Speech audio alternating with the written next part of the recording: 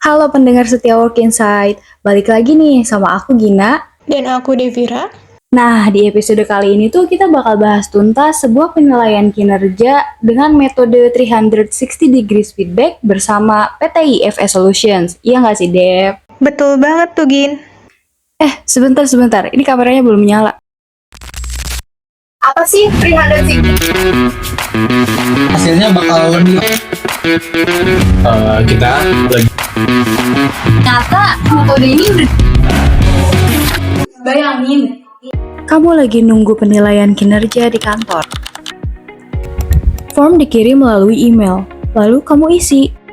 Kamu print, kamu tanda tangan, setelah itu kamu serahin ke atasan. Setelah direview, balik lagi ke HR. Prosesnya bisa makan waktu berminggu-minggu. Kadang form hilang, kadang salah hitung, bahkan kebuka sama orang-orang yang gak berwenang. Pasti bikin frustasi, bukan? Dan ini bukan cerita rekaan. PT IFS Solutions Indonesia dulu ngalamin hal itu. Dari situlah muncul ide untuk beralih ke metode 360 degree feedback dengan dukungan teknologi. Oke, kita langsung ke pembahasannya ya. Menurut Mas Asep nih, apa sih 360 degree feedback itu? jadi 360 degrees feedback itu metode penilaian kerja yang sumbernya tuh banyak ya teman-teman. Jadi bukan cuma atasan yang nilai bawahan, tapi bawahan juga bisa menilai atasan, terus rekan kerja juga bisa saling menilai, dan bahkan kita juga bisa bikin self assessment. Jadi hasilnya bakal lebih objektif karena dilihat dari berbagai macam pandangan. Buat analogi gampangnya tuh gini, kita lagi berdiri di ruangan yang seluruh sudutnya itu dipenuhi dengan cermin. Nah, semua sisinya itu kelihatan, jadi nggak cuma dari satu sudut aja. Nah, dan ternyata metode ini udah dari lama ya. Ada sejak 1930-an di United States. Lalu berkembang sampai dipakai perusahaan besar dunia.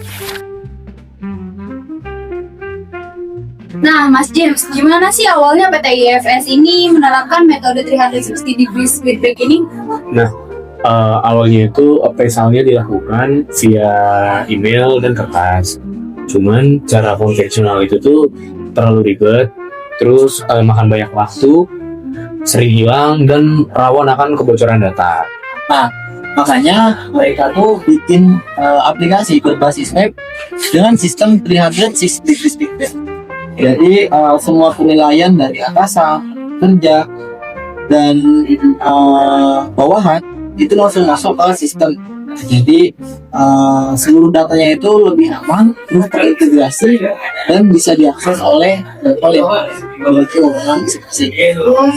Jadi lebih efisientif ya.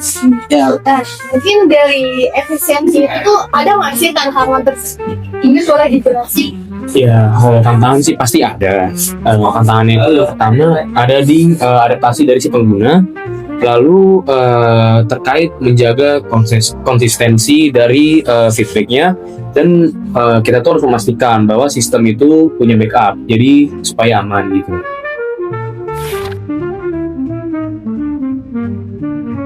Oke, kalau kita simpulin nih, apa sih manfaat dari metode ini? efisiensi waktu jelas, karena yang sebelumnya membutuhkan waktu berminggu ini bisa selesai dengan Kemudian akurasinya itu lebih tinggi, data terjaga dengan sistem hak akses, dan itu membuat jadi keamanannya itu lebih terjamin. Jadi lebih adil gitu ya, Mas, karena penilaiannya nggak ada dari seorang aja. tapi tantangan ada, salah satunya itu dia subjektif. Kadang hubungan personal ataupun masalah personal itu bisa mempengaruhi kalian. Nah, selain itu, budaya organisasi itu penting, karena kalau trust rendah, feedback bisa jadi salah dipakai. Jadi budaya keterbukaan dan transparansi itu harus dibangun. Jadi, 360 degree feedback ini sebagai metode, tapi budaya kerja yang mencerminkan dari semua arah, Dari atasan, Dari bawahan, dari rekan kerja, dari diri kita sendiri. Nah, pertanyaannya nih, siapkah kita untuk menerima cermin itu? semoga siap. Terima kasih telah mendengarkan Word Insight. Sampai jumpa di episode berikutnya. Betul. Hmm.